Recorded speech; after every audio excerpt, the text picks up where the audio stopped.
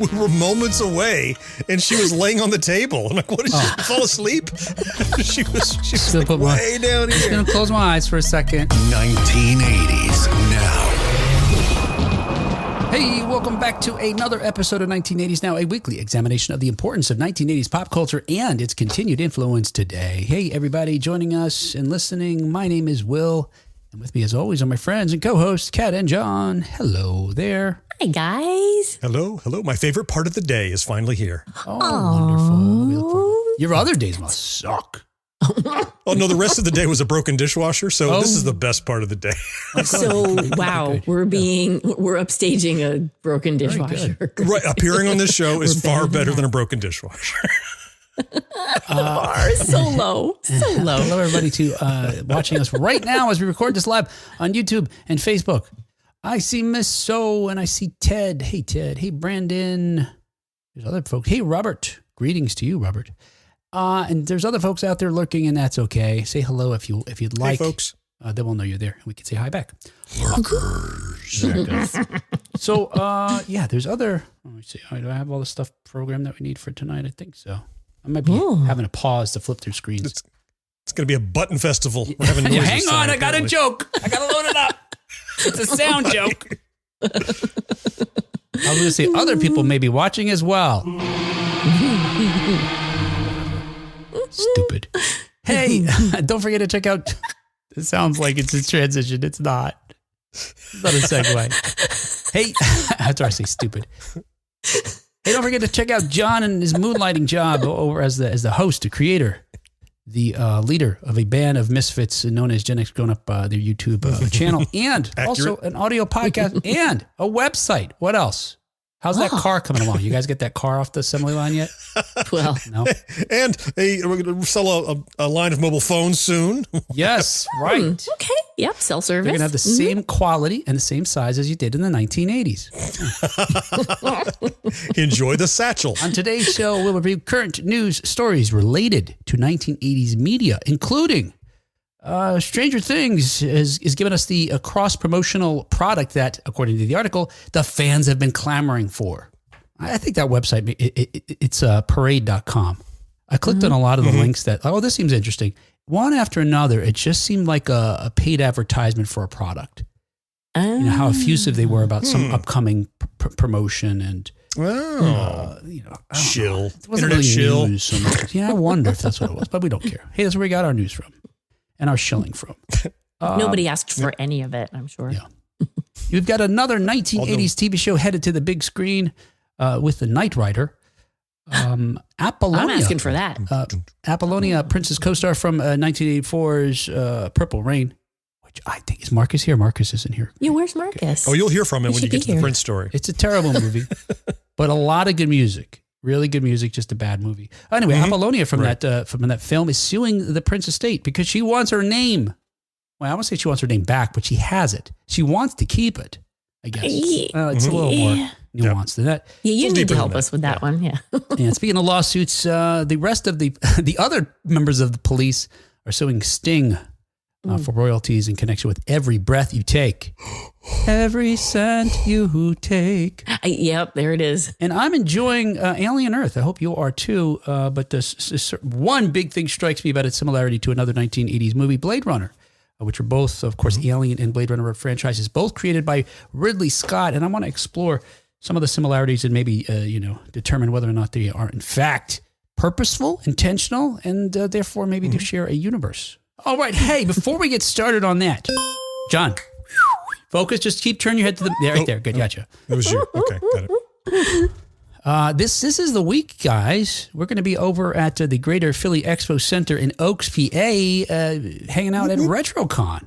Look, we're going to be there, and I'll tell you about that in just a second. But don't go for us. Go because it's a really awesome convention with retro stuff. You're here, so you like retro things. You're listening because you like retro things. You listen to John's Gen X, probably, because you like retro things. Go to this convention. It's full of vendors that are selling retro toys, games, video games, other types of collectibles. You've got tons of stars there, including the stars of Chips. You got 1 star that's from A-Team and Battlestar Galactica. And a number of other folks are going to be there as well, including us. We're kicking off the convention there on Saturday, September 6th, doing a live panel at 10:30 a.m. We're going to be talking about the craziest episodes of Chips.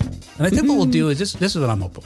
We're going to present, like, let's say 3 episodes with some other, let's say, runners-up or really kind of crazy moments to highlight from Chips. And if you've ever explored what are the craziest moments of Chips, there's a lot. Season 6, John, I want to say is worse than season 3 of Star Trek. That's a little Star Trek thing for you. The original series. And that includes Spock's brain, so that's saying something. Exactly. I love how he knew exactly what you were talking about. Oh, yeah. Larry Wilcox had left after season 5, and they got a new actor in to play Ponch's sidekick, and they really explored different genres of police procedurals, and it's really kind of, most of the really interesting episodes come from that season. We call that the Roy and Vance syndrome. Ah, yes. Yep. Kat, catching up. Come on, Kat. You should know this one. This is one of your shows. Goot, goot. This is one of your shows, yeah. When the cousins come in during the season, when actors played Bo and Luke were on strike. And then they magically disappear again or never heard from. Yeah. It is one of my shows, but I don't remember seeing that part. Oh, yeah. It was not good. Oh, really? To John's point. Yeah, really. Oh, yeah. Yeah. You didn't miss it. For a while, no Bo and Luke. And they just acted like it was normal. I probably boycotted the show then when they disappeared. Yeah, you weren't alone. All right, cool. All right, hey, speaking of that, let's get started. Let's get started with some 1980s news. That's right, it's news. Deal with it. Or GNews. Thank you, Gary. Constantly experimenting with getting and retaining listeners, right? That's what we do as podcasters. All right, hey, first up from parade.com. This is the periodical that I was saying. I think they may just be selling, their pages for promotion, but that's fine because we learned about Kellogg's. They just dropped, like as I mentioned, a collab that fans have been, according to this quote, asking for, demanding. You asked for it. In a world of advertising and marketing blunders, like the recent American Eagle thing featuring Sydney Sweeney, be a Kellogg's, I suppose, is the lesson. Because with this last and final season of Stranger Things in November, the hit show has continued to lean heavy into their strategy of creating a number of cross-promotional, cross-branding, products with a number of different third-party vendors. So far, we've seen everything from Eggo waffles, which we had back in season 1. You've got Chips Ahoy. You've got pizza that's available exclusively in Walmart, I believe. Doritos who just released what they did is they combined 2 flavors in one bag. It's pizza and Cool Ranch. And it's like in a retro-inspired 80s looking. Wait, does that still exist? Yeah, it's Can out I get now. some? It's not out yet. Actually, it's not out yet. It's coming. Oh, I don't think because it's I out need yet. You some still of have that. time. Yeah. Oh, really? I know you're a Cool Ranch fan. Have you had the pizza Cool Doritos? Ranch is my vice, but I've never tasted a pizza Dorito, and now I really need to. Have you ever tried expired Cool Ranch? That Right. As a matter of is fact, delicious. believe it or not, that has happened recently. I've had those pizza pretzel combos. Oh, pizza combos. Yeah, with the goo stuffed inside the pretzel, Yeah. the whatever paste of flavors they jam in there. I don't notice. I used to be so excited about combos, and that's something we've had for a very long time. I want to say maybe even as early as the 80s. Certainly I think the 80s we had them in the 80s. I want They to were say. in the 80s. Yeah. Oh, yeah. I remember it being like one of those things I told you about my, whatchamacallit, where I felt like I found my bar, like a wine connoisseur. I was like, I'll have the whatchamacallit. Like I had a thing, going to the corner candy store. It's a strong one. Yep. And combos became that too. Folks would be like, I want some, on the East Coast, we had Wise potato chips, with the owl. Yes. Wise potato chips. Now I will have the combos, good sir. And I remember being very excited about them and thinking it was very flavorful and there was a difference between all the different flavors. I liked the pretzel ones with the cheese. Yes. I don't think they were called cheese or cheddar cheese. Now I've had them. I feel like they all taste kind of remotely like salty cardboard, and all the, as John says, the goo stuffed inside is pretty similar in flavor. It probably is. It's kind of like a chalky paste almost in there. And combos are so heavy. Yeah. Like if you want a snack, if you get through about 4 combos, you've had a meal. They're so dense, aren't they? Such a fact. And I feel like they yes. expand in your stomach once you've eaten a few. Yeah, that's probably true. Yeah. There's a very particular way that I eat them. I don't just pop them in my mouth. Okay. I find Oh, okay. where the seam is, the little ridge, Oh. and then I I use my bottom teeth to start breaking off, and I get all the pretzel off around the cheese. Then I have the cheese. Every single one. That's how I eat. Oh, really? Really? Uh-huh. Oh, I'm sure you have an Oreo strategy as well. Yes. Yes. That I do. Oh, there's a correct way, good sir. I would never put anyone down for their way of eating an Oreo. Or Kat, I don't know if we do the same thing with the combos. I crack them in half with my teeth and then lick the cheese out and then eat the pretzel. No, I save the cheese for last. Okay. Yeah. See it turns out what we really like is pretzels and cheese. And it's just in a handy kind of, practical, efficient way to get both your hands on both of those. It's like a cheese container that is also compostable. Yeah. So you just go and eat them both. All right. So, hey, let me bring it up. Speaking of combos, back to these Kellogg's products. Speaking of combos, dumb combos that are flavorless, check out John and his team of misfits over at, everything's going to be a segue to John, over at Gen X Grown Up. Very nice. Well done. All right, here we go. All right, look, check this out. So here we go. As if all those products weren't enough, Kellogg's just dropped their own addition to the continually growing universe of Stranger Things-based foodstuffs, and fans say they've been asking for it since season 1. I have not heard their cries. I didn't hear it either. Kellogg's heard you. Yeah. Will did not. I know if you check this out, the cereal is ripped straight from the upside down. It features maple waffle-flavored cereal pieces mixed with marshmallows shaped like a flashlight. I feel like they could have had something better. Flashlight? That could have been something better. There's 3 different marshmallows, though. It's not just flashlights, right? Well, yeah, flashlights, Demogorgons, and the iconic D20 from D&D. There we go. Then those last 2 are cool, especially the dice. But flashlights, I don't know. Do you think flashlights, you think Stranger Things?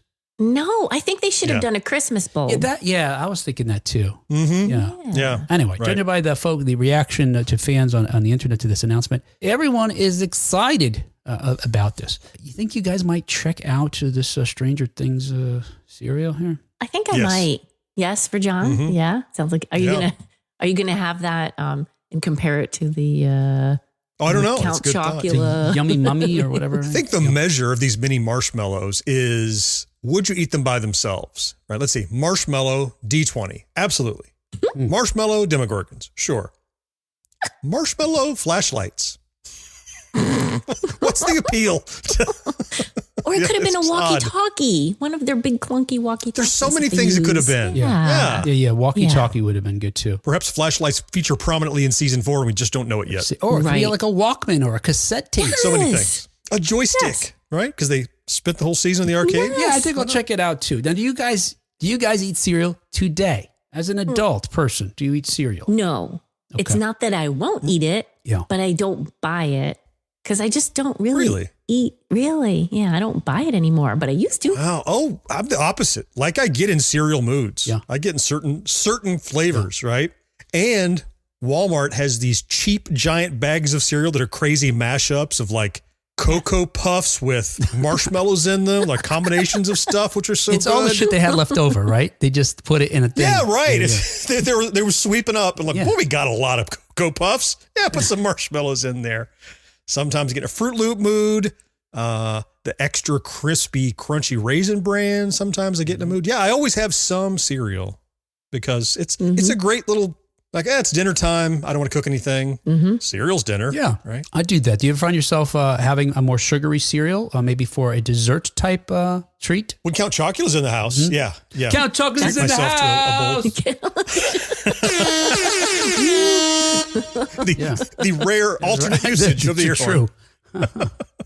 True. Mike says, yes, he has cereal. Also, not every day, though. Hey, I do too. Now, I thought this raised a question for me because, look, I'm an adult. We're all adults. We're all Gen Xers here. So, yes, I do have cereal. Most often when I do, I lean towards a healthier cereal if I can. But my daughter, because we have a young person in the house, and we're not the parents. Look, I grew up with, I had friends, or I have a friend, and the one friend comes to mind in particular that they did not have sugary cereals in the house. They were not allowed. Just the one friend. So when he would go to friends' houses for like a sleepover, he'd be like eating all of their cereal, Captain Crunch and Lucky Charms.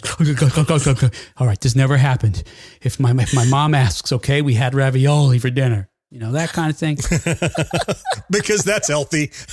Yes, healthier, right?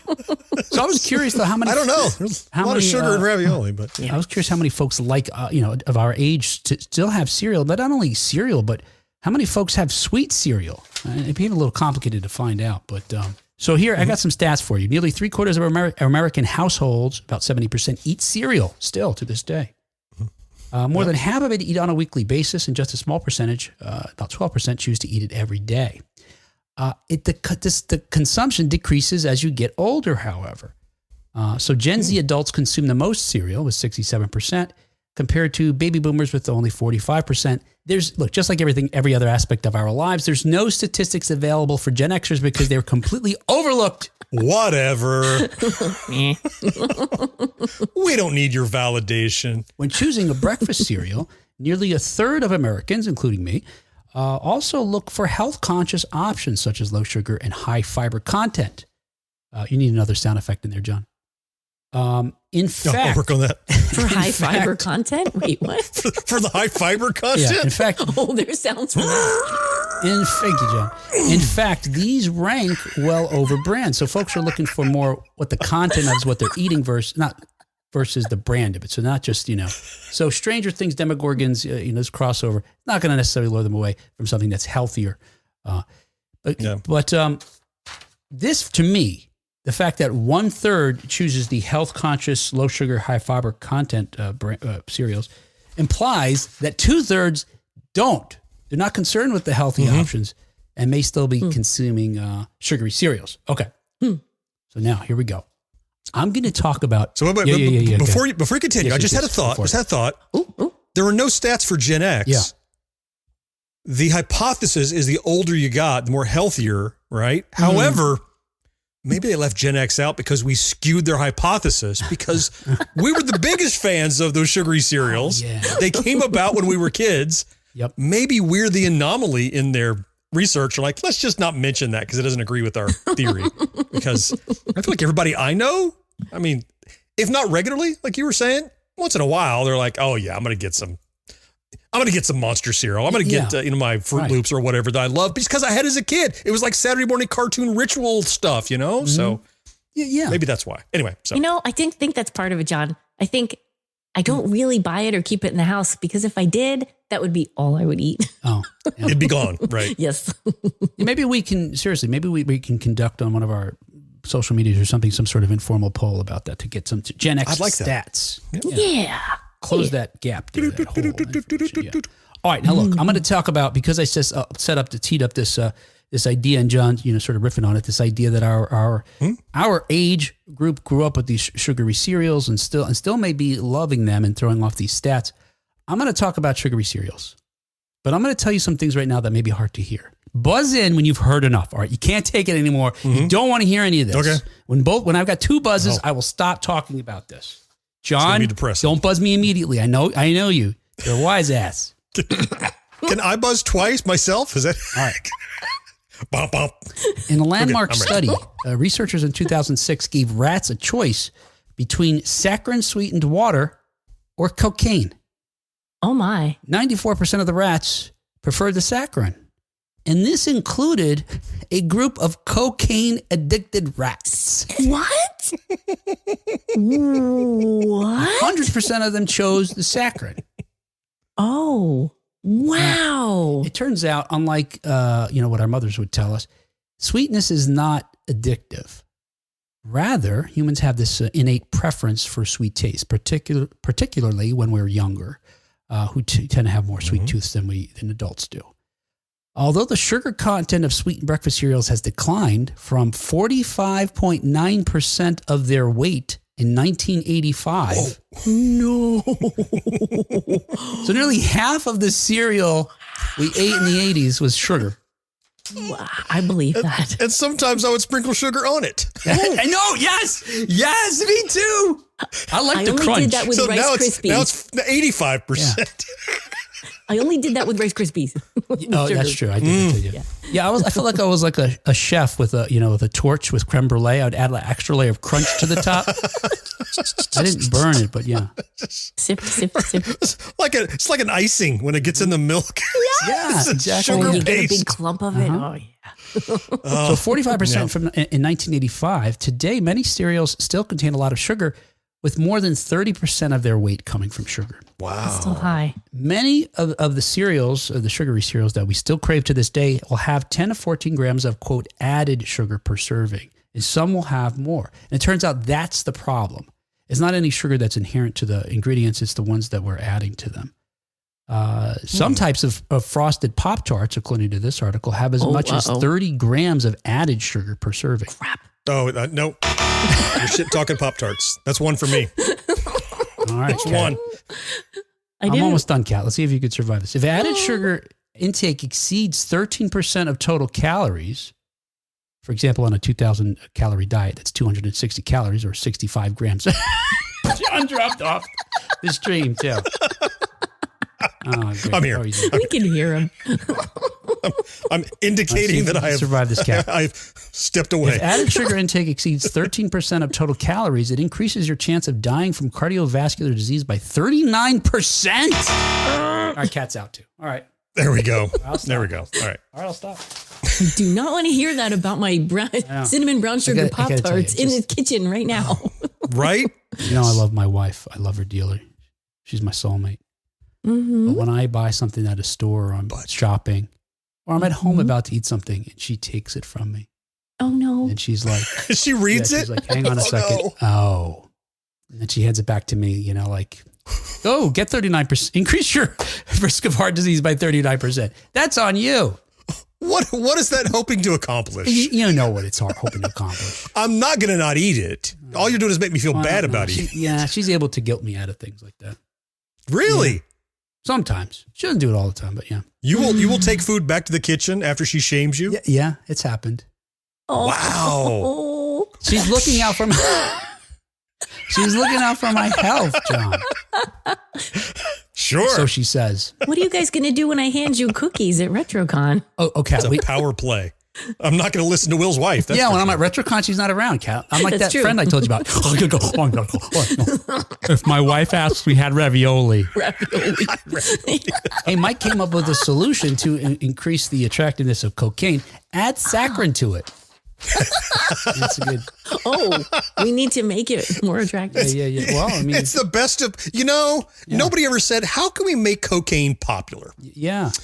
What's missing? It's not sweet enough. It really is the problem. Yeah, I've been binging Narcos lately. And the cartel the cartels had thought of that. Yeah.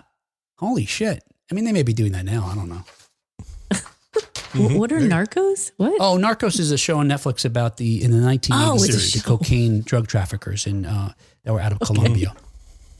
I thought you were like consuming something called Narcos. Yeah. You're Does binging that narcotics. Make you fall asleep? I've been lately narcotics. sampling all the different illicit drugs, and yes, that's it made it. me think. Narcolepsy. Yeah. Brandon says, I don't want anything from Stranger Things except the final damn season already. I know, right? I still don't look forward to seeing those old kids pretending to be children. It's going to be cringy, I think, the whole time. Ted asks, is that the same parade that was a free weekly magazine in the old Sunday papers? Yeah, it is. Yeah. Oh, okay. The website? Yeah. Ted does have cereal, usually Raisin Bran, which was one of my favorites as a kid. Or Captain I do Crunch Berries, especially the holiday crunches, yeah. And Mike says he eats cereal. Too sugary. Mike confirms they eat cereal because we have kids. Our kids live on trash. Marcus eats Raisin Bran from a hotel breakfast bar. Yeah. Oh, Yep. very particular time to eat Raisin Bran.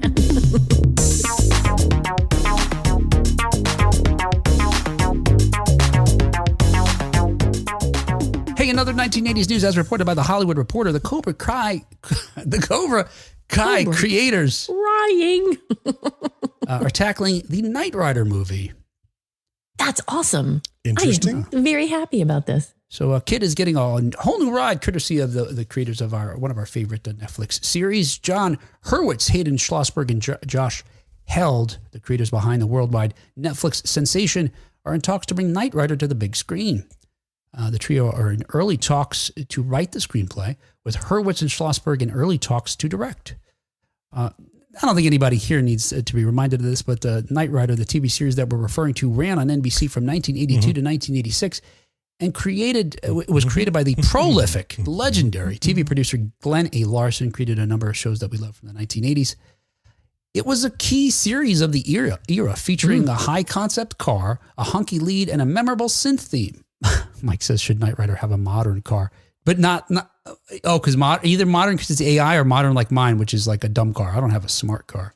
It's that idea of like, an SUV? Yeah. You should have a soccer mom van. What if Kit became a Cybertruck? Oh. Yeah. I'm sorry, Michael. I look like a dumpster. I thought you were going to say, I'm sorry, Michael. I look like a douchebag. oh, and he has the voice of Similar. Elon Musk. She'll last one episode as Michael drives the car into a side of a mountain. Yes. Just out of the misery. Michael's serious, though. He's serious. So I want to know, what kind of car are you thinking, Michael? Yeah. Michael, he's serious. Oh, he's serious about the car. Yeah, I don't know. Let him think about it. Yeah. But, this was like a Lamborghini. and Knight Rider was one of, and I want to say it sort of kicked off, but really I'd have to look at a timeline to really, sort of pull out which came first, who influenced what. But we had this era of vehicles, smart vehicles that were were in some way the stars of the shows as well. Including, I'll throw Dukes of Hazzard in there, even though the car wasn't an intelligent car. we had a love of helicopters, motorcycles, cars, in the early 1980s because of imparted. So many vehicles. Yep. And tricked out vans. And TV shows now don't have signature vehicles. Yeah. It used to be A-Team had their van. Knight Rider had that car. Even the Beverly Hillbillies had this signature car, right? Like a jalopy, right? The signature vehicle. Yeah. I was at a thrift store this past weekend and found a Hardcastle at McCormick race car. Oh. I'm like, holy crap, they make, it was like Stephen J. Cannell Productions or something. Yeah. Some kind of out of Formula One. I don't know what it was, but it made me think, where are all the cool cars in TV and movies anymore? They're no longer like front and center. They just we have a car. I guess the Batmobile is the last time anybody really paid attention to the car. And that's only because it's the Batmobile. You kind of have to. Right. Something that has character or is integral to or the is a plot. character almost. Yeah. Right. Exactly. Yeah. You're right. I'd be hard pressed to think of one. You're right. Interestingly enough, while this may be the debut for the TV series, should it land on big screens, and I say that only because this has been talked about since, I want to say 2022. A few years ago. It's been in development, but it's not the first time that Knight Rider has been extended. We had TV films, Knight Rider 2000 and Knight Rider 2010, and the short-lived Team Knight Rider. Oh, yeah. And additionally, we had a television movie, Knight Rider, more recently in 2008, which served as a pilot for the series that ran for one series, that followed the adventures of Michael Knight Jr., who was supposedly the son of the David Hasselhoff character, who drove Kit. Wait, that's a real thing? Yes. It lasted one season, maybe 16 episodes or 17. And I was not tuned in. I missed that. And Kit was voiced by, which sounds kind of ironic, it was voiced by Val Kilmer. Oh, wow. Yeah. Oh, that's interesting and bizarre. Yeah. Huh. Yeah. I wanted Kit so badly. And I wanted that risk communicator. I wanted to be able to call him and have him do things for me. I wasn't fighting crime so much as getting a ride to the movies or my friend's house, that sort of thing. Yes. The more important things. Self-driving. Yeah. All that fun stuff. Now, in the last episode, we talked about how if they're doing TJ Hooker, and even if they're doing it as a comedy, it would be interesting to bring Shatner back, especially because it's a comedy. Assuming that they take this reboot, I'm assuming it's a reboot or soft reboot or whatever it winds up being on the big screen for Knight Rider, and they're treating it in the way that they treated Cobra Kai.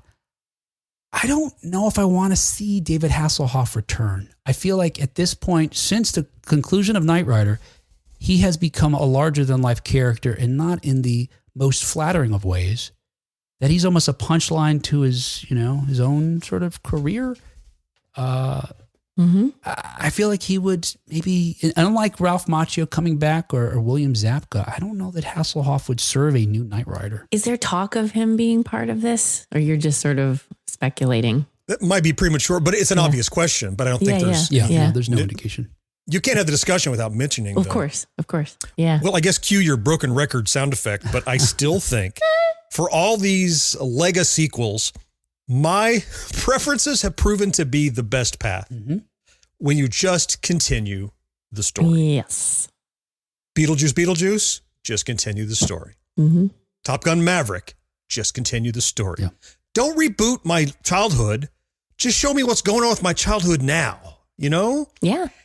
In that vein, I think the Knight Foundation, now helmed by Michael Knight, and he's just kind of, he's the Charlie now, or the Bosley, right? Someone else is doing all the heroics, and he becomes, the behind the scenes kind of thing. I think that would be, for me, that's what I want to see. I don't want to see reboot of Knight Rider. I don't want to see the comic version of Knight Rider. I would like to see the same tone with the same little kind of nod to the audience about how fun and crazy this is, but just show me the story now, 40 years later. And it always works out better than a reboot from what I've seen. Yeah. I mean, generally I agree with you. You know that. I guess I have a hard time imagining Michael Knight Sr. being played by David Hasselhoff in any way that has like the gravity of what you're suggesting as being the leader of this organization. He's not a terribly skilled actor. He's probably a better singer than he's an actor even. But again, he's got so much baggage and in a certain sense. So theoretically, I think I agree with you 100%. Maybe he's the AI that now voices Kit, and we use a computer and we actually use real AI to simulate David Hasselhoff's voice. Oh, someone call Ripley. We finally found the use case for AI for which Will approves. The best use of AI. You heard it here first. To box out David Hasselhoff from being in a Knight Rider sequel. Yeah, and you know what? In canon or in the story, let's have it be, and this is a teaser for Alien Earth we're going to talk about. I guess we'll talk about it in a non-spoiler way. I think we could do that. But that his consciousness has been uploaded to the car. So it really is his father. Oh my gosh. Right. Okay. Yeah. All right. Yeah. Okay. Very good. Look, I trust these guys. They have a propensity for rethinking classic stories and IP in fresh ways. It's been proven with Karate Kid, Cobra Kai. And so we'll see. By the way, I'll remind you that it was a few years ago, back in 2022, that we talked about how they were creating, I think it's a spinoff of Ferris Bueller's Day Off, Sam and Victor's Day Off, I believe it is. Which The guys that took the car. Yeah, the garage guys, right? Oh my gosh. What happened to that? Well, yeah, I wondered myself. And so in connection with this story, I did look it up. And earlier this month, the Paramount Skydance merger finally happened. And in connection with that merger, there's a number of different updates that came out for several of the franchises they've got cooking between the two studios. And one of them was the Ferris Bueller spinoff. Via Deadline, the project is still moving forward. Oh, good. Good. I want that. Yeah, look, they've got a good track record with Cobra Kai. I mean, I get, their reputation now is theirs to lose, I guess you'd say. Yeah. And to further support my point a second ago, there's another Lega sequel series that was just a continuation. Where are these people now? Not let's recast them all and do it again, right? So, and worked well. Oh, I wasn't able to guilt Karen out of having she writes a Girl Scouts Samoa Pop-Tart yesterday morning. Oh, okay, you had it already. See, it's already done. Ooh. Done deal. Wait. Yeah. There's Pop-Tarts with Girl Scout flavors? Oh, like what are the Thin Mints? Is there I gotta go to the Pop-Tart store. I'll be right back. We're gonna lose John. Yeah. He's gone. He's got off the stream again. I'll wait. I'll go after. John. I'll go after. It's all Okay. right. Phew. I can wait. The Samoas. I have Kool-Aid. Samoas are my Time you. favorite. Let's take I wish I had Kool-Aid. Is that the peanut buttery ones? The Samoas? Is that? No, they're the coconut and caramel with the chocolate drizzle on it. Yeah. Oh, right, drizzled over. Right. Looks like a fudge stripe cookie, but with the caramel. And there's on it. coconut. Oh, yes. Got it. Let's see. Mike says, I would like to see the Knight Rider cars fight other cars in a karate tournament, like an auto kumite. Oh my gosh. Yeah. Whoa. My money would be on the one with the gold wing doors. Like throwing elbows, right? Yeah, park close to me. Hey, I know it sounds like we've got some giant corporate sponsor behind us, but we don't. Instead, our show is brought to you every week by listeners just like you. And by brought to you by them, I mean they help pay for the bills, and there's a bunch of them, to bring you a quality podcast about 80s nostalgia and its continued impact today. Hey, to join this group of fantastic folks, please go to patreon.com/1980snow. And if you can't do that, follow us on Facebook, YouTube, and the podcast platform you're listening to right now. Another 1980s news, and I realize we've got two legal stories here that I wanted to talk to you about, so I think this is only appropriate for us. So, I am going to present to you the facts of these two different pop culture IP lawsuits that are happening. And we're going to decide who we think should win. Okay. All right. All right. Thank you, Doug Llewellyn. All right, order. First up, as reported by Variety, Apollonia sues Prince's estate over her stage name. Now, as I mentioned earlier, Apollonia is the best-known singer, actor, model, and Prince protege who co-starred in 1984's Purple Rain. You can almost not just say it. Anyway, she's taken the estate to court over its attempts to cancel her trademarks and claim ownership over the stage name. So Apollonia, whose real name is Patty Cotero, alleged in a suit recently filed and been reviewed by Variety that Paisley Park Enterprises, quote, embarked on an aggressive campaign, end quote, to take control of the Apollonia name by appealing to the trademark's trial and appeal board, allegedly claiming Cotero signed over rights to the name as part of her contracts for Purple Rain. Okay. The suit reads, now that Prince is deceased, Paisley Park Enterprises will not stop in its efforts to acquire all things related to Prince, even though it has no legal right to do so, end quote, including tracking down a raspberry-colored headpiece. I could almost reach it. I have one. It's Overruled. I didn't even know I could object. This is getting more fun by the minute. Yes. So the estate of Prince, who died in April of 2016, has been involved in a tangle of lawsuits over ownership of Purple One's legacy. So, in fact, what she suggests is somewhat true. These folks are trying to tidy up and look. Their job is to increase the value of the estate, protect its rights, protect its IP, continue to make money for the benefactors of the estate. Right? Of course. Well, what she argues is a couple of different things, including one, that if they're saying that she had a contract that had her release her rights to her name, well, the statute of limitations for breach of contract expired a long time ago. So they don't have any merit there. Again, this is what they're alleging. And they neither Prince nor the estate ever tried to stop her from using the name in the years since. And she's used it. She continues to use it. In fact, she's filed a number of different trademarks and applications that were approved for use of brands in connection with Apollonia. And the flip side of it is Prince's estate has filed for these Apollonia trademarks that were denied because she already has those rights. This is where this lawsuit comes in.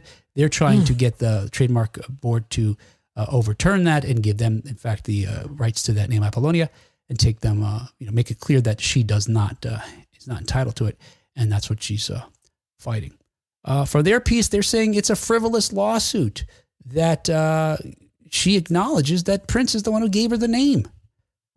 What I think weakens their argument is they go on to say in a post on Instagram that we never instructed her to cease using her adopted profession name, nor did we object to her business activities.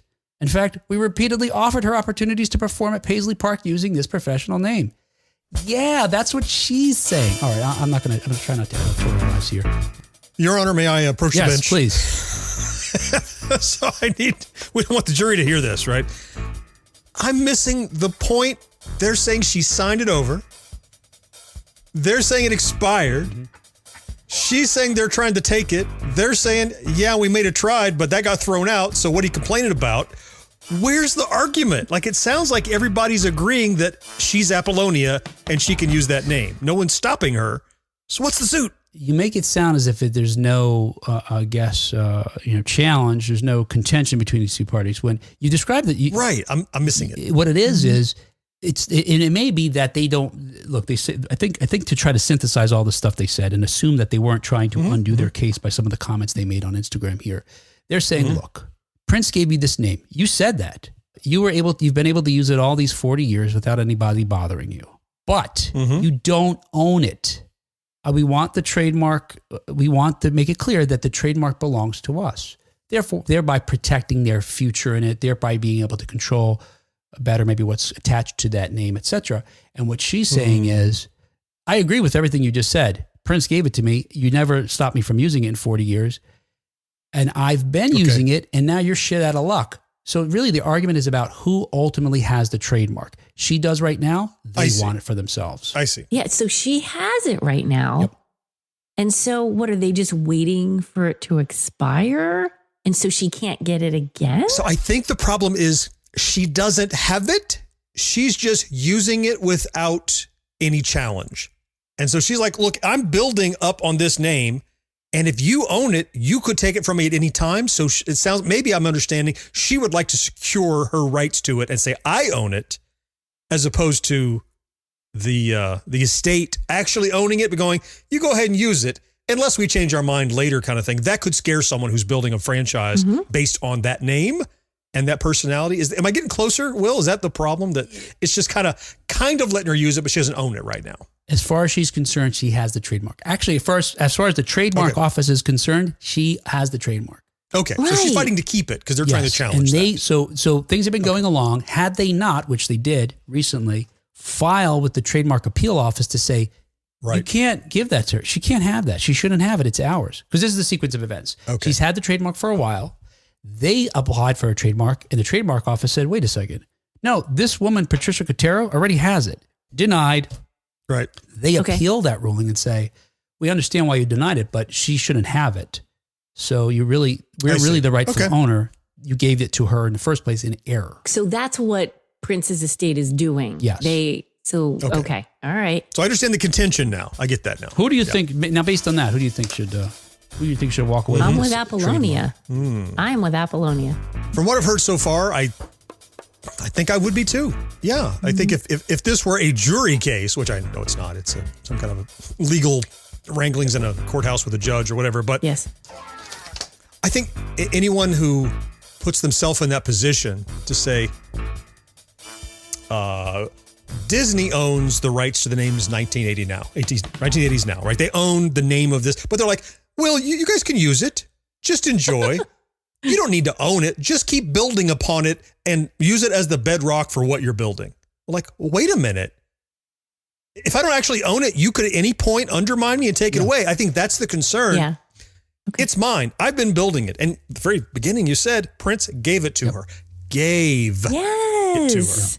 Yes. Not lent it to her. Not said, here's a character. It was an act. It was a persona. It was something that was built and it was hers. You can't just take it back because, he's passed away. We're trying to make sure that you own everything he ever touched. All right. So here's Marcus's diatribe. With regard to the folks suing at Prince's estate. All right. Well, I got one buzz, Marcus, here. Let's try to get through this. Got one buzz. He should fuck right off. Ricky Tick. Oh my. L. Londo McMillan is a bad person. Prince didn't want the name and never owned it. I should say Marcus is our resident Prince in general music expert, but especially he Prince. Certainly. Yes. And he wrote the chapter in our book, Totally Bogus But True Tales from the 1980s. That is a Prince story. Prince didn't want the name and never owned it because he didn't want to. The estate is trying to assert ownership of stuff that isn't theirs. Prince was very protective of the things he thought were his, and he had many years and opportunities to take this from her and did not. She is the right. So it sounds like he's also on the side of Apollonia in this case. And that's a really good point because Prince himself was very protective, right? He didn't, just let people use his stuff. I think that's a strong argument. It was okay with him. It's okay with us. That's the attitude I'm taking. He let her before he passed away. He was into it. She was into it for 30 years, and he didn't say anything. He tried to help her. He never said boo. Mm-hmm. Right. He wanted her to succeed, just like they were saying in that Instagram post. Like, we want her to succeed. We'll just add ... and therefore we're going to stop fighting her on this because it's right. Yeah. All right. Hey, in other 1980s legal news, got another case here. Cats, settle down. As we read on Stereo Gum, the police bandmates are suing Sting for millions. Whoa. We talked about this briefly when just a couple of years ago in And you'll recall in October of 2023, we discussed how Andy Summers of the Police threatened legal action over the song, saying, quote, "Watch the press. Let's see what happens in the next year," end quote. We're watching the press. That year, Summers also told Guitar World that the song was trash until Sting asked him to, quote, make it his own. Because now, over 42 years after it was released as a single, Summers and his partner, drummer Stuart Copeland, are now taking legal action against their ex-bandmate Sting over, quote, substantial, end quote, damages due to lost royalties. In a high court writ issued in London, Sting, whose real name is Gordon Sumner, that's what they should be. That's what he should be filing a lawsuit over. Gordon. Yeah. And he's actually suing Prince to keep that name, which is weird. Gordon Sumner, not Sting. Why do they want that? That seems odd. They're suing him and his publishing company. The song was a minor key ballad from 1983's Synchronicity. It's the band's signature song. Now, you might think, well, hey, I like a lot of other songs from Police, much better than that. But this one was Song of the Year, a Grammy winner. And it was Police's only US 100 number one. Finally, the best-selling single of 1983. So there you go. All those things. Now, when he, told us it was trash, a couple of years ago when we talked about this, we had no frame of reference. That is until now. Last year, in between the time that he threatened a lawsuit and today, Sting's demo for Every Breath You Take was officially released for the first time on the Synchronicity 40th Anniversary Super Deluxe Edition. You can hear how different it is from what they ended up releasing. It's different. We're trying to determine whether or not who's going to prevail in this case here. So here, I'll just to remind you what the actual hit song sounds like here.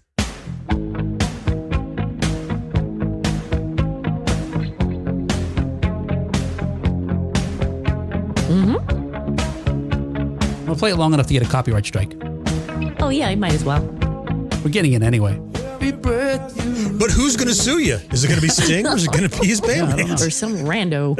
All right. And so here is the demo that I'm imagining Andy Summers was given and told to make it his own in the studio way back in 1983. Sounds like the track behind a scene of some teen 80s movie.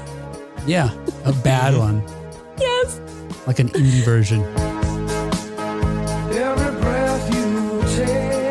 Yeah, so look, it's a demo, so we know it's going to be a little rough. It's not going to be great. Yeah. But the thing that makes that song iconic are those arpeggios that Summers plays, is the specific drum line that's played by Copeland. I mean, yes, it's not just Sting's lyrics. It's not just Sting's chord progression that made that a hit. When I listened to that demo track, I was like, oh, is this I read it, like, oh, a demo or whatever. And then I started listening to it. I'm like, is this a cover? Is this someone? What? Oh, no, this is it. Yeah. It almost does it. Like Sting's vocals are there. The chord progression is there, as you said. I understand why someone would say, yeah, this doesn't belong in the album. It's not good enough to be a Police song. From what I heard in that demo, rough or not, imagine it polished, it still feels flat, uninteresting in a way. It doesn't have that hook that clearly drove this to, and you mentioned all the successes this song had, plus one of the biggest money makers for the Police. Yeah. Yes. What that article didn't say it was like between like a third to a quarter or something of the revenue that Police ever made was because of or can be connected back to this song. Yeah. Well, that Sting crazy. made even. Like that's just Sting himself. Right. That has been earned. Yeah. Right. Writing for The Word in 2010, David Hepworth estimated that Every Breath You Take was responsible for, quote, between a quarter and a third of Sting's music publishing income. There it is. The Sun claims that these days he earns about £550,000 a year from it. Wow. You may remember also that the question of credit first came up in a public way in 1997 when Puff Daddy, who remains in jail awaiting sentencing on his prostitution-related conviction, sampled Summers' lick and utilized Sting's vocal melody for his Notorious B.I.G. tribute, I'll Be Missing You, which also was a number one hit song. Following that, which Sting hadn't approved at the time they were recording it, Sting was able to take every cent that song had and will ever make. Oh. Good for him. But the weird thing is he's being paid in baby oil. Used or I don't fresh? know. Don't use that oil, Sting. Don't know. Don't use it in Drive. Oh, all right, we got one. Cat's out of the baby oil conversation. What do you think? Who do we? What's our final ruling here? Who do we come down on? I'm on the side of the 2/3 of the police getting their piece of this. Yeah. I understand. I know, like Will explained to us this, sometime about the publishing is different from what's on the album, the songwriting rights and all that. And I get that. But like I feel like to be fair, right? To be fair to the contributions that were made, I'm voting for them. They might. I feel like they might be underdogs in this, but I'm rooting for them to get something. I always, whenever I'm not sure how I feel about something, I try to connect it to something I personally do and see how I would feel about it, to think as, again, what is fair, right? And so, again, 1980s Now is clearly Will's show. He's the Sting of this show, right? And then I think about... He's the Gordon Sumner.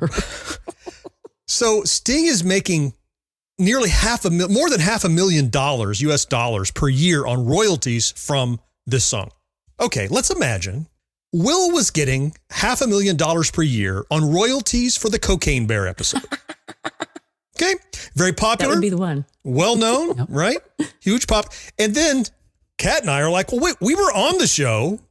Will's like, hey, if not for my voice and my music stings, that would be a nothing song. I know you contributed, but look, it's mine. So I feel bad about that. First, I feel bad that he's making $500,000 off something he's not doing anymore. That's but second, I mean, like, would it have been, would the creative thing, had you done it by yourself, would it have been as good as the thing that we got? And I think you could arguably say, no, Every Breath You Take would not have been what it is, but for, and you could argue, minor tweaks or modifications. We added a guitar riff. Well, that's true. In this show, Kat and I do color commentary and crack up and do things. That adds to the overall complexion of what we create.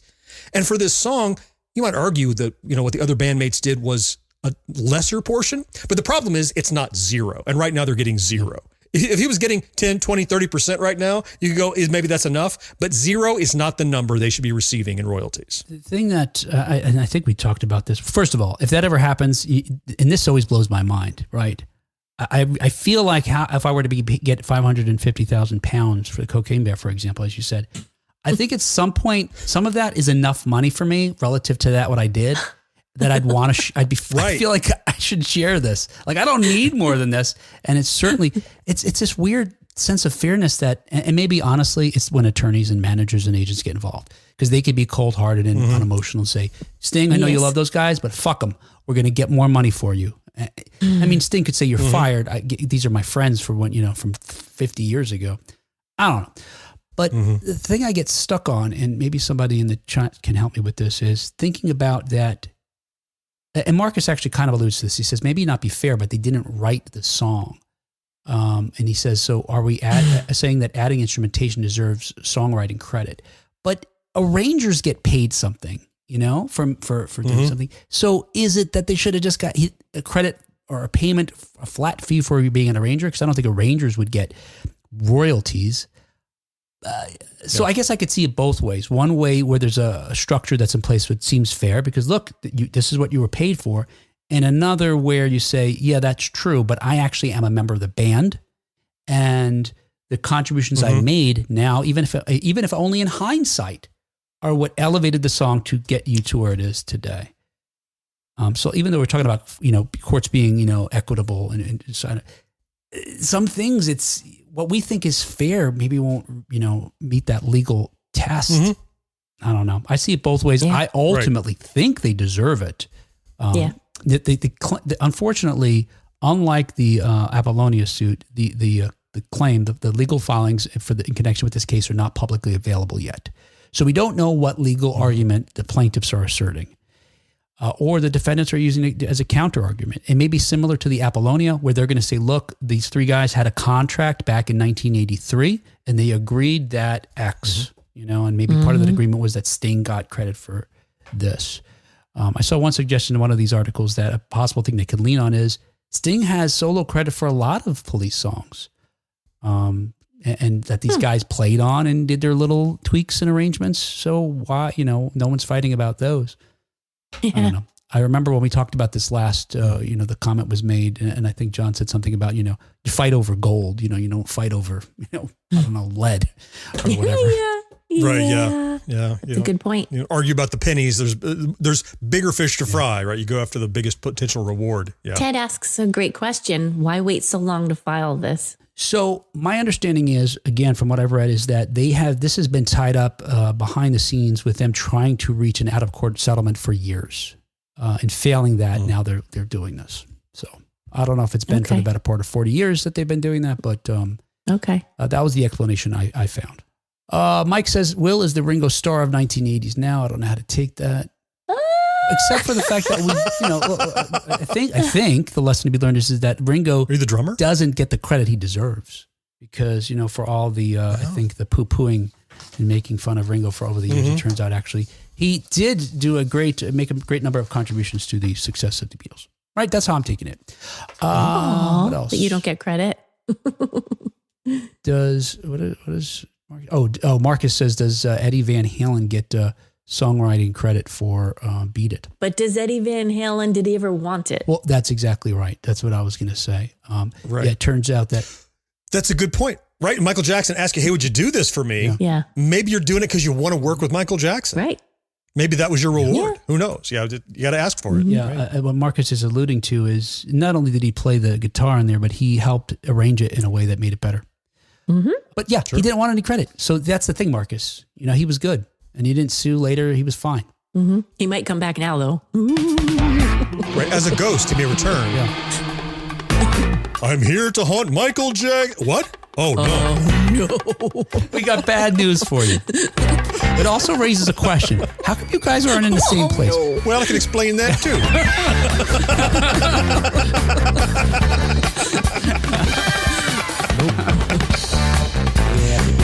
But I won't. Brendan says Cat and John's backup parrot eating on Cocaine Bear put the icing on the cake. Pay up, Will. Squawk. Right. I contributed General Fistchiff and Hey Boo Boo. So, I mean, that's as good as a guitar riff to me. I'm from the future. I came here in a time machine that you invented. Now I need your help to get back to the year 19. Hey, finally, I wanted to talk to you about Alien Earth and ask the question whether or not it's in fact connected to Blade Runner. There are clues. First off, I guess, are you guys watching Alien Earth? I only saw the first episode. I want to watch more. Just haven't made time yet. I'm in the exact same boat, Kat. I've watched all of the first one and want to watch more. Have not had the opportunity. All right. So then it'll be very easy to speak about this in a non-spoiler way because you guys don't know shit about it. That's right. There you go. So I guess just as way of background, in 1982, just 3 years after he directed the space horror classic, sort of genre-defining classic, Alien, Ridley Scott came back down to Earth with his follow-up film Blade Runner, which, it expounded even on a concept that was just touched upon in Alien, raising questions about humans versus AI. A question that seems more, relevant today than it did back in the early 1980s. Yes. And Blade Runner, it wasn't a hit right away. We've talked about this before, why it wasn't, but ultimately became a cult classic. It's a moody noir, like neo-noir, sci-fi, set in a perpetually rain-soaked future version of Los Angeles. Very moist. And I say depending on which version you see, because maybe it's not always rain-soaked, but anyway, now more than 40 years later, the Alien franchise is following Scott back to his home planet. We've got the new FX Aliens or Alien Earth, which premiered on August 12th, which shifts the setting from distant outer space to Earth in the year 2120, which I hadn't realized until I had watched a couple episodes, makes it a prequel to the original film. Which opens up a bunch of cans of worms, but I'm happy to wait and see how that can of worms gets sealed. Yeah, I read an interesting comment by one of the folks over at FX, I believe it is. Whatever the distributor is. I think it's FX, right? For Hulu. It's on Hulu, Disney, anyway. Saying that, something that's sort of appealing, I guess, about the Alien franchise is that it's kind of nebulous. That unlike Marvel, which gets you sort of locked into certain continuity things, fans come to expect that Alien stuff may not fit neatly together and there's some wiggle room. that may be the best we get. I don't know that it's going to land the way you think. The biggest criticism, and I can't speak spoilery because I don't know, as you clearly, I don't know shit about this series yet, only having seen the premiere, is that, well, if xenomorphs were on Earth, wouldn't Nostromo have known all about them and therefore have been able to deal with them a little better? And I would posit, see, I don't know all this yet, I haven't gotten there. I would posit Nostromo's been out there. Like, it didn't just launch today, right? It didn't launch after the series necessarily. Maybe it's been out a while. And even if people on Earth did know about xenomorphs, the company's interest was in getting those samples back, not in protecting the people on the Nostromo. So they may have just not bothered to tell them how dangerous they are to ensure that they didn't damage the cargo. So I think there's plenty of plot hole putty available to fix these little cracks that might be forming when you think about the motivations and the actions of the companies in question, like Weyland-Yutani, et cetera, et cetera. I think the last thing you said is definitely true. I think they knew the dangers, and I think this actually gives us that backstory so that we know why Ash has the mission that he has. And the ship that crashes is Weyland-Yutani's ship, but doesn't crash in their area.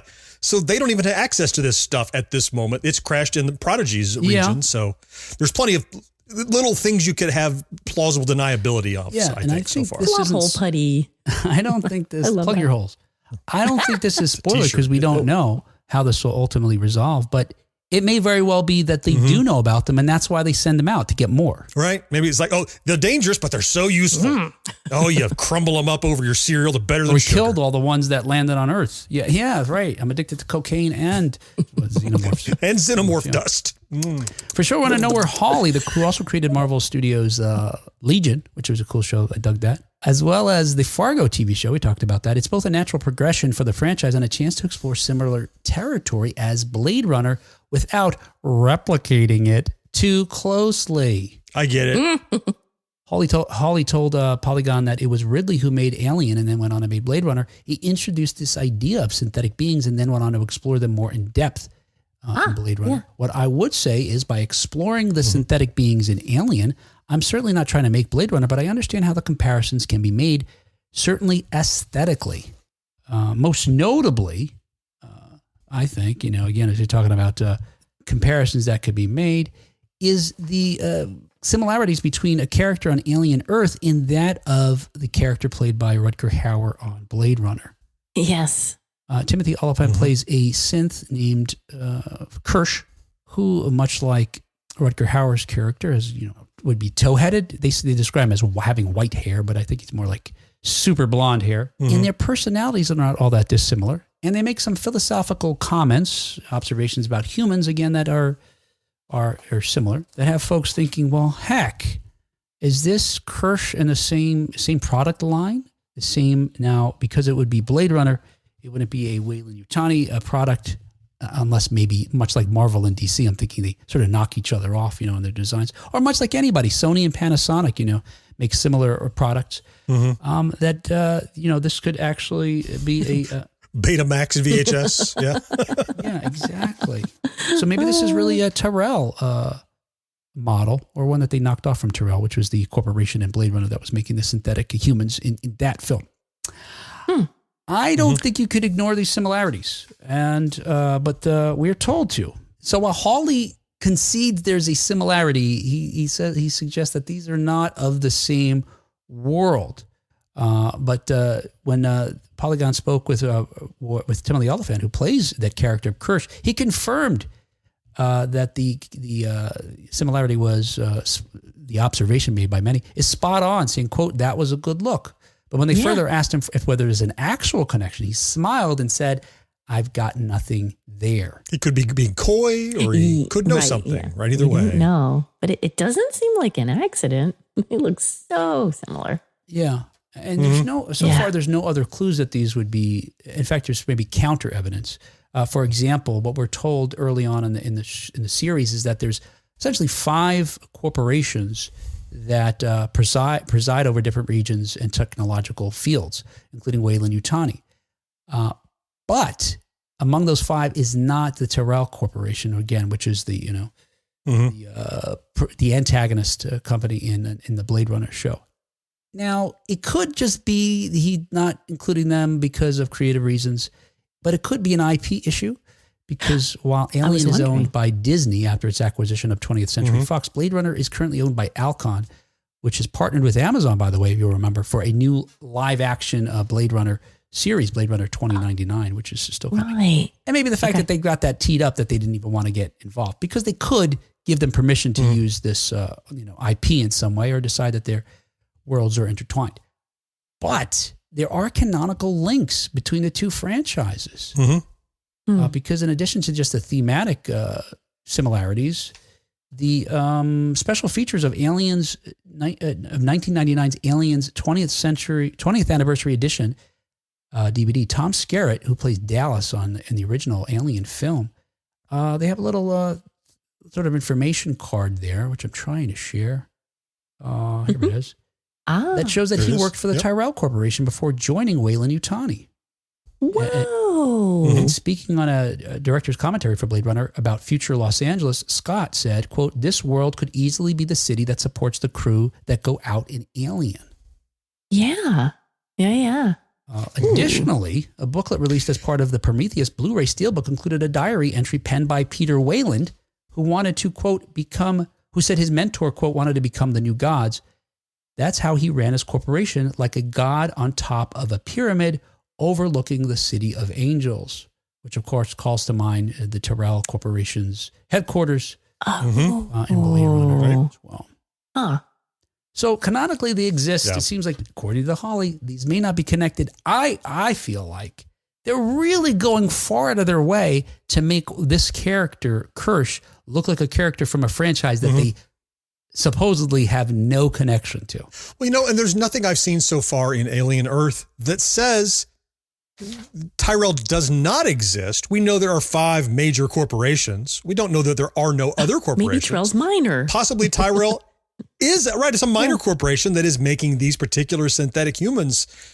And the other thought that I have when I see that is I think of Ridley Scott. And I think back to, when I was a kid writing, not that I'm a Ridley Scott, but I was a kid writing my own fiction and short stories and things like that. Once you have a really cool concept or a really cool character or something that clicks with you very, very just great, you might use it in the next short story also as a shorthand so you don't have to reinvent that thing. So I can see Ridley Scott going, oh yeah, Blade Runner's connected to Tyrell because Tyrell, in my head, I already know what that company is and does. So I'll use it in this fiction as well. Doesn't necessarily mean he intended to connect them permanently. Or I guess once you connect them or connect it permanently. He didn't mean to make them an integral part of one another, but I don't see any reason why we can't enjoy thinking that they're connected in this world as part of our head canon, because I think that only makes it more robust and more fleshed out in a way that like, oh, so I know more about you because of the way you look, because, oh, in this universe, that's this kind of character and I know more about you. So I'm okay with them not even clearing it up, honestly. I'm okay with just, I like it that way in my brain. Yeah, I agree. And it's kind of like that thing about semiotics. Like there's some stuff packed into the iconography of this Rutger Hauer looking character that we bring with it. Right. Yeah. So everything they explored in Blade Runner with regard to, it's a shorthand. And I feel that. And I guess you're right. If they don't ever confirm it, I guess almost I wish they didn't deny it. That it was just one of those things where it's possible. Because of what's built in. Because like what Oliphant said, I have nothing to say about that. Let it go. Because they touched upon it in Alien. Aliens, it becomes a genre shift. Moves from this space horror to it's just a sci-fi action film. So it's less of that exploration of what it is to be human than it is in Alien, or some of the subsequent prequels. I guess they are, right. The Covenant and Prometheus, even the most recent one. But Blade Runner really explores it so far in such a fascinating way that I want that built into this alien Earth. It's this idea of, what it means to be human, and could a synthetic thing achieve what it means to be human? I mean, curiously, what the most enduring, albeit somewhat meta questions raised by Blade Runner are whether or not Harrison Ford's Deckard is a human. Yeah. I guess contrast that with the climax of the film with this Rutger Hauer character becoming the most human that he can be, or maybe that a human can be, even though he's synthetic, right before he dies. So you're right, John. I love thinking that may be part of this Kirsch character. Like, is he wrestling with this? Yeah. And this isn't spoiler because we don't know, but built into that, the similarities that we bring with it from Blade Runner are the fact that he looks like the antagonist of a film, even though he becomes a hero sort of at the last moments of his life. He is antagonistic as shit the rest of the other 90 minutes of or whatever it is, probably 120 minutes of the film. So right now, and plus what the Alien franchise has taught us about since, you can't trust robots. It makes me wondering, like, whether or not this Kirsch character is quote good or bad. And I like that. If you model your character after a Darth Vader, but he's a totally different character with a personality, that comes with baggage. If you add a character that looks like Pee Wee Herman, but he acts totally different, that comes with baggage. You know what I mean? Just because he isn't that character, like, well, but you dressed him up like that, you're going to make me think those things. It's in my head now, so it will shade your perception of a character, even if it's not intended to be connected. Great point. This makes me think of why I don't want David Hasselhoff in Knight Rider. Yeah, you said it perfectly for me. He comes with baggage. Yeah, you're right. He does. What's truly remarkable about this, and we just sort of touched on it briefly, is that Ridley Scott was raising these questions 40 years ago, more than 40 years ago. Yeah. And they're more relevant today as we wrestle with ChatGPT and all the GPTs and AIs out there. What is real? Let's see. Ted says Alien Earth certainly reminds me a lot of Blade Runner for sure. Some same vibes. Yeah, even just the vibes of it, right? Marcus says, now that you mention it, I think I've noticed some similarities between 1980s Now and that Gen X grown-up channel. Yeah. We both have a Ringo. Oh, now you got me thinking. Well, if you take it in Mike's way, which was intended to be complimentary, I guess it would be you. Yeah. But if you take it in this way that's meant like maybe I'm superfluous, I mean, come on, it's got to be George, right? It's definitely George. Yeah. All right. Hey, that was the show. And this show, we're not sure if it's real or a replicant, was brought to you thanks in part to our early adopters, Rig Parker and Karen Flieger, who was really here with us. Yeah, yes. Unlike that sound effect, Karen sticks around. She's here every single week. Thank you, Karen. And thank you especially to our Secret of Our Success level Patreon supporters. Yeah. Marcus Taylor, Matt Marino, John Henderson, and Brandon Greer. Let's go, Brandon. Thank you so much, guys. We are so eternally grateful for you helping us pay for this fantastic, I'm going to try a new tact, fantastic show that I think is great. That it runs smooth. Smoothly. It's an adverb. That runs smoothly. I guess I got to leave that in now, too. Smoothly, without any Wi-Fi interruptions, without any fumbles of a script. Packed with information as much as humor and life lessons. If you'd like to join this band of wonderful folks, please do so. Go to patreon.com/1980s now to find out how you can help. Marcus says 49.656% sugar in this episode for sure. Yes, by weight. Super sweet. We are. All right, hey, we will be even sweeter next time because we're taking it back to the 1980s. We'll be sweeter by weight, I guess. When we talk to you next time on 1980s Now. Until next time. Whoops, all flashlights. That's the future. Yeah. That would be a big whoops.